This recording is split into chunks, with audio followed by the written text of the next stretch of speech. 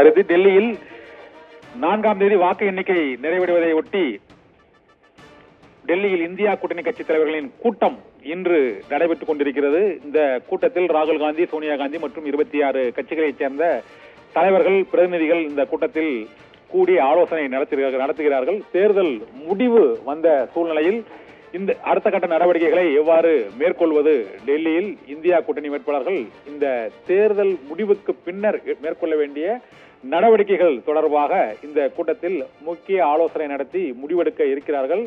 India கூட்டணி அறுதி பெரும்பான்மையை தாண்டினால் 272 என்ற இடங்களை தாண்டினால் பிரதமர் வேட்பாளர் யார் என்பதை முடிவு செய்வதற்கான ஒரு கூட்டமாகவும் இந்த கூட்டத்தில் அந்த பொருள் குறித்தும் விவாதிக்கப்பட இருக்கிறது.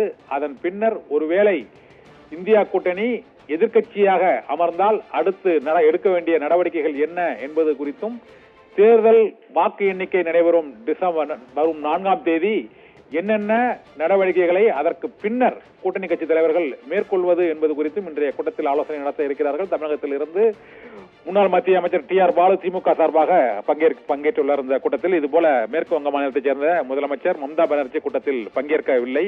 அங்கு தேர்தல் பணிகள், தேர்தல் வாக்குப்பதிவு இன்று நடைபெறுவதை ஒட்டி அவர் பங்கேற்கவில்லை என்று தெரிவித்திருந்தார்.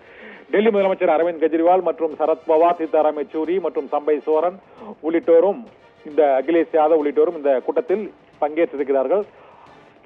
கூட்டத்தில் பங்கேற்றுள்ள அனைத்து கட்சிகளைச் சேர்ந்த அந்த இந்தியா கூட்டணி தலைவர்களும் 7 கட்ட தேர்தல் இன்னும் சற்று நேரத்தில் நிறைவடைவதை ஒட்டி வாக்கு எண்ணிக்கைக்கான ஏற்பாடுகள் மற்றும் அந்த வாக்கு எண்ணிக்கைக்கு பிறகு இந்தியா கூட்டணி தலைவர்கள் என்னென்ன நடவடிக்கைகளை மேற்கொள்ள வேண்டும், இந்தியா கூட்டணியின் சார்பாக விடப்படும் அறிக்கை, அறிவிப்பு மற்றும் கூட்டணி கட்சிகளைச் சேர்ந்த கட்சிகள் எத்தனை இடங்களை வென்றிருக்கிறார்கள் என்பதை பொறுத்து அந்தந்த கட்சிகளின் பிரதிநிதிகளுக்கு முக்கியத்துவம் அளிப்பது உள்ளிட்ட பல்வேறு அம்சங்கள் தொடர்பாக இந்த கூட்டத்தில் விவாதிக்கப்பட இருக்கிறது.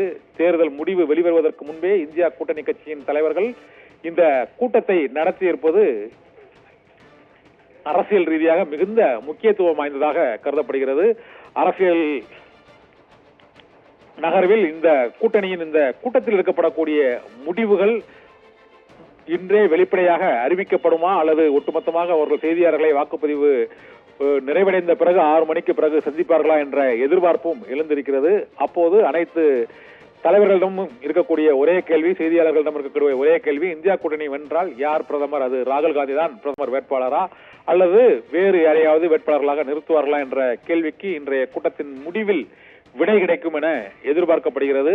கூட்டணி வெற்றி பெற்றாலும் வெற்றி வாய்ப்பை இழந்தாலும் எத்தகைய நடவடிக்கைகளை பாரதிய ஜனதா கட்சிக்கு எதிராக மேற்கொள்ள வேண்டியது என்பது குறித்தும் இந்த ஆலோசனை கூட்டத்தில் அனைத்து கட்சி தலைவர்களின் கருத்துக்களும் கேட்டறிந்து அது தீர்மானமாக நிறைவேற்றப்படும் என எதிர்பார்க்கப்படுகிறது.